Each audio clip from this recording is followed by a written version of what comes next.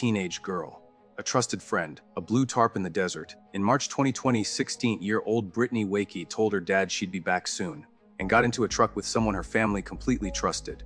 She was never seen alive again. But here's what makes this case different. The killer wasn't a stranger. He wasn't some drifter passing through town. He was the person her parents encouraged her to spend time with, the one they invited to family dinners, the one who helped with chores.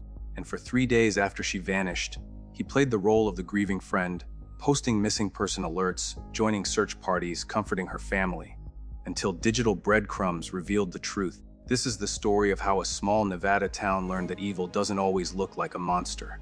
Establish mystery, plant unanswered questions. Before we dive into what happened that Sunday afternoon, you need to understand who Brittany was.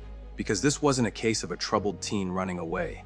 This was a girl with plans, ambitions, and roots. Brittany, born Gabrielle Lynn but choosing her own name from a young age, was a rodeo kid through and through. By 9 years old, she was riding horses among herds with confidence that made trainers take notice. She earned the title of rodeo queen in her community. A symbolic achievement, yes, but one that meant something in Spring Creek, Nevada. Why would someone like this disappear? She had two completely different dreams: joining the Navy to work in psychological support or becoming a special effects makeup artist. Contrast that says something about her. She was open, curious, unafraid of reinvention. But adolescence hit hard. At 14, aggressive bullying started. She came home depressed, withdrew socially, lost motivation. Her family pulled her from traditional school and arranged homeschooling. She worked at a local ranch, caring for animals, cleaning pastures, managing maintenance. Her employer called her reliable, disciplined, someone who never needed reminders. So why did this responsible girl vanish without a trace? Spring Creek is one of those towns where everyone knows everyone.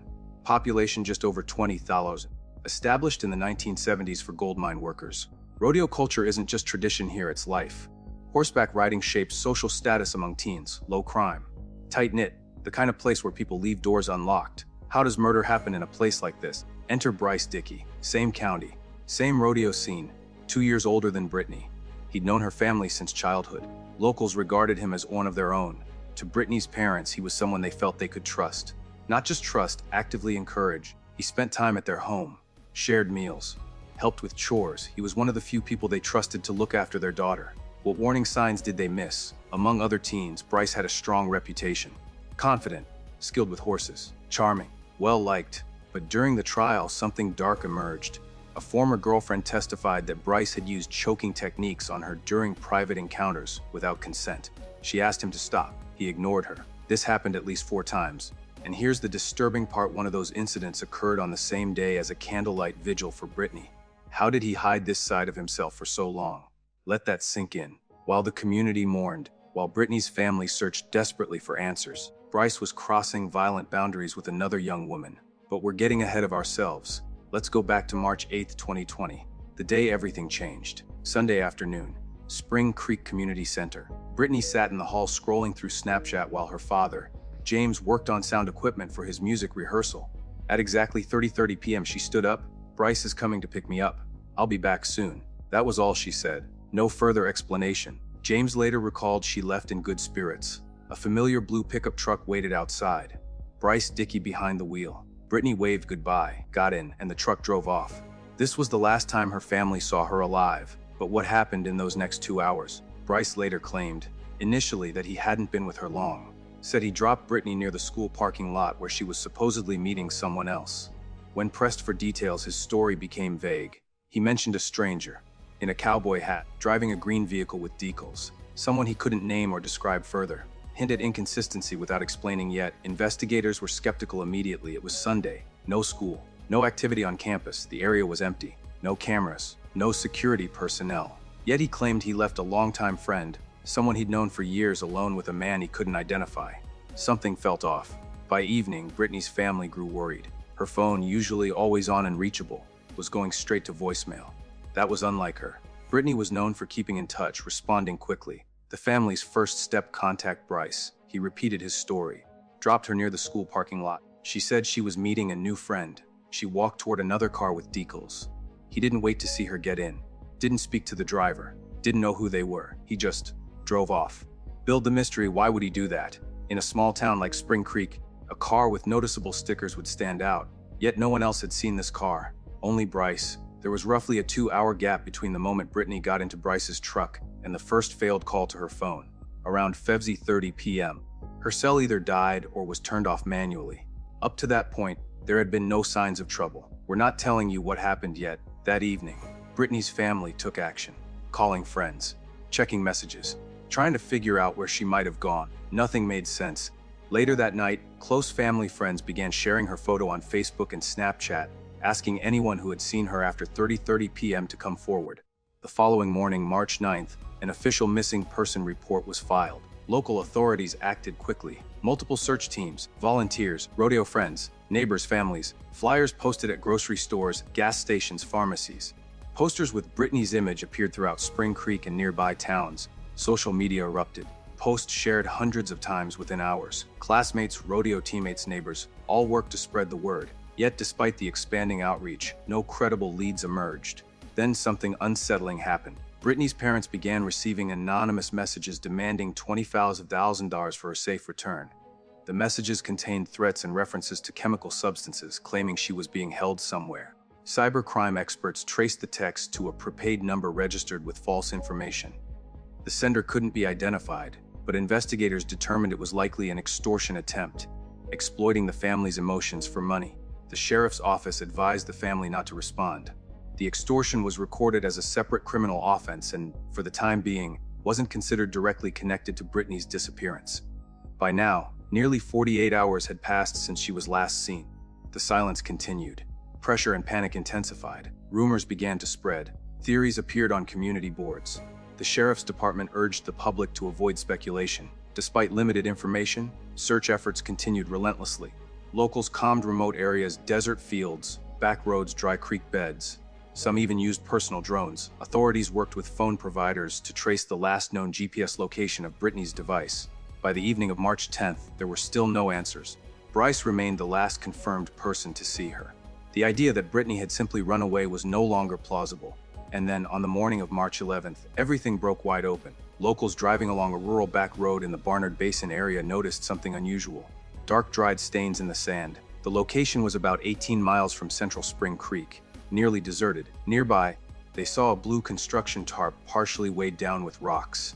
When deputies from the Elko County Sheriff's Office arrived, they carefully lifted the tarp. Underneath was the body of a young woman. A quick visual check and personal belongings allowed for near-instant identification. A small keychain with her name found beside her, Brittany Wakey. What the scene told investigators, the scene suggested a violent death. Her body lay face down, clothing partially torn. Clear signs of manual strangulation around her neck.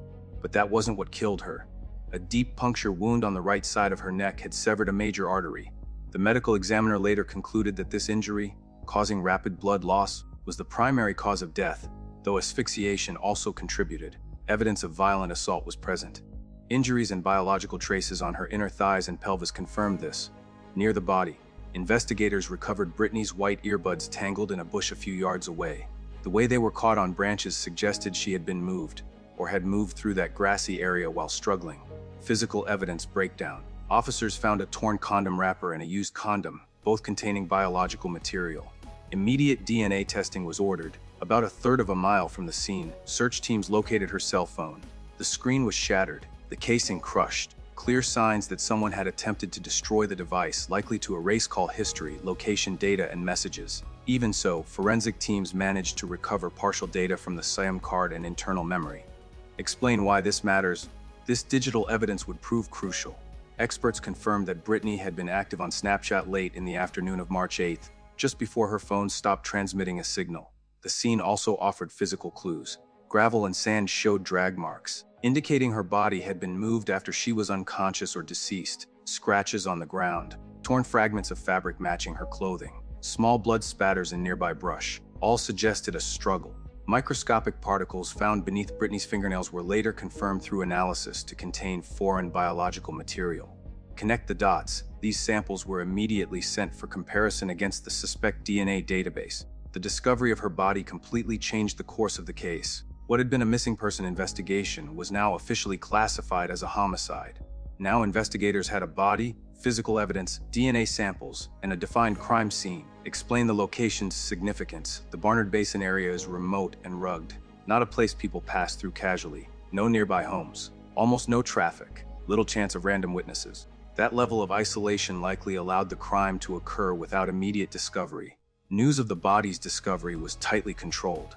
The sheriff's department issued a brief public statement confirming that remains had been found, but provided no additional details. That same evening, Brittany's family was formally notified. Officers and crisis counselors were present. The reaction was devastating. Now answer the earlier questions. With the homicide officially confirmed, the investigation intensified. Remember that ex-boyfriend who allegedly said, "One day they're going to find you dead in the desert."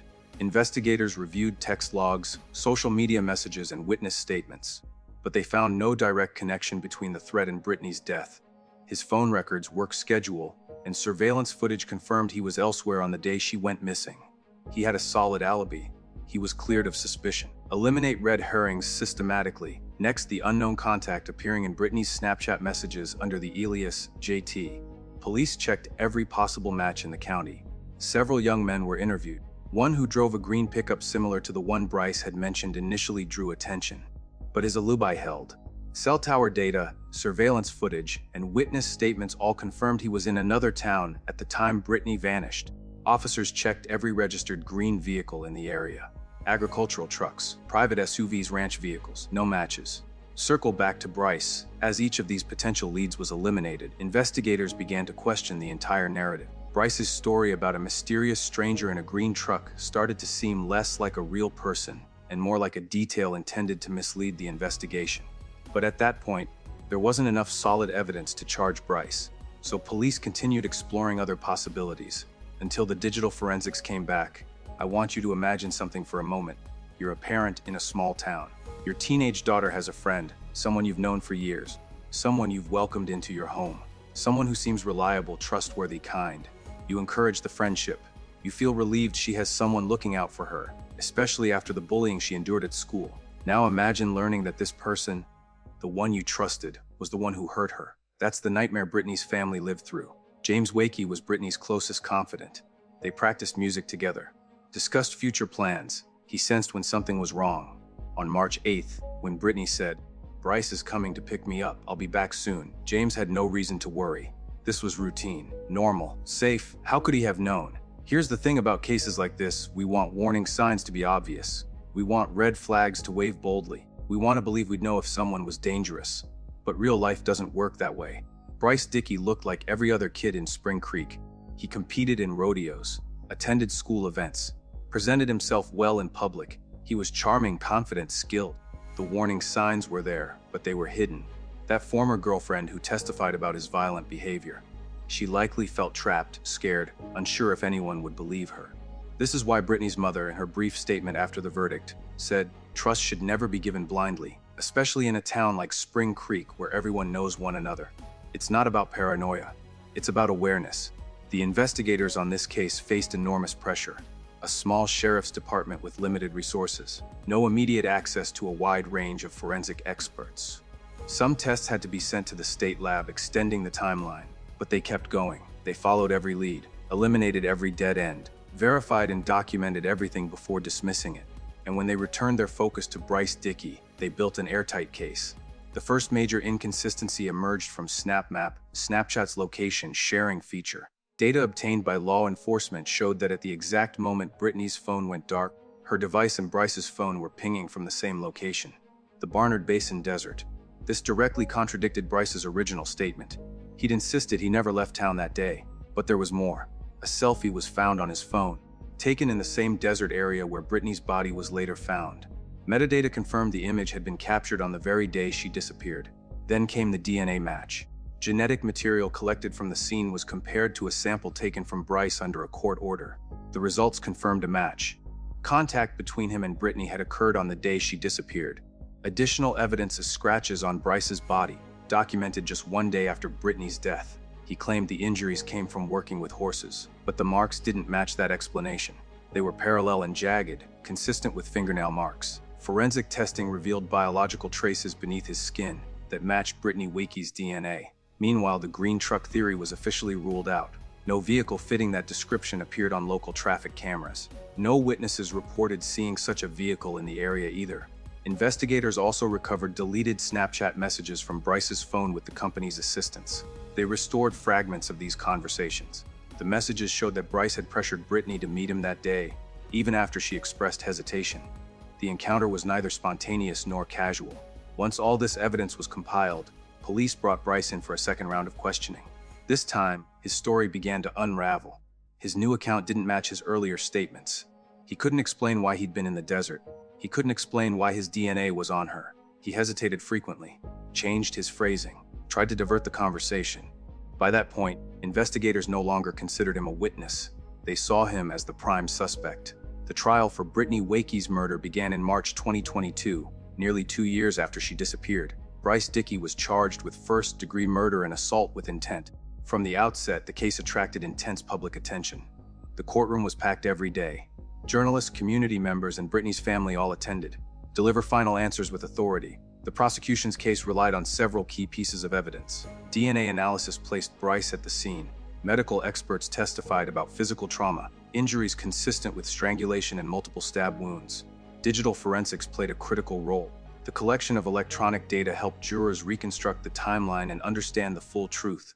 Address defense arguments. The defense attempted to challenge the evidence's validity. Bryce's attorneys argued that the encounter had been consensual and claimed that someone else had caused Brittany's death. They questioned the reliability of the data, suggesting it could have been tampered with. Forensic experts, however, refuted these claims. They verified the authenticity of the digital files and confirmed that proper chain of custody procedures had been followed. The verdict: after days of testimony, cross-examinations, and expert analysis, the jury began deliberations. It took them less than 24 hours. In March 2022, the verdict was announced: guilty on all counts. Bryce Dickey was convicted of first-degree murder and assault with intent. He was sentenced to life in prison with the possibility of parole after 46 years. The courtroom grew silent as the verdict was announced. It was a moment of closure, though not of peace. Brittany's mother gave a brief statement. Her voice was calm, but heavy with grief. She said that no verdict could ever replace her daughter, but she hoped it would serve as a warning. Here on this channel, we don't just cover true crime for shock value. We dive deep into the psychology, the investigative process, and the human stories behind these cases. We examine what went wrong, what warning signs existed, and how justice, when it works, actually unfolds. Brittany's case is a reminder that monsters don't always look like monsters. They can be the charming kid at the rodeo, the trusted friend, the one your family welcomes with open arms. If you found this case compelling, there are dozens more like it on this channel. Cases where digital forensics cracked the case. Cases where small-town trust was betrayed. Cases where justice took years but finally arrived. Subscribe and turn on notifications so you don't miss the next deep dive. Bryce wasn't just another defendant. He was part of the community's fabric. The reaction was intense. The sense of betrayal ran deep. Even among those who barely knew the Wakey family, former friends and classmates of Bryce expressed their shock publicly. They remembered him as quiet, polite, even kind. But his role in such a brutal crime shattered any illusion that appearances reflect true character. Trust your instincts. Pay attention to warning signs. And remember, the people closest to us can sometimes be the ones we know the least. Until next time, stay sharp, stay safe,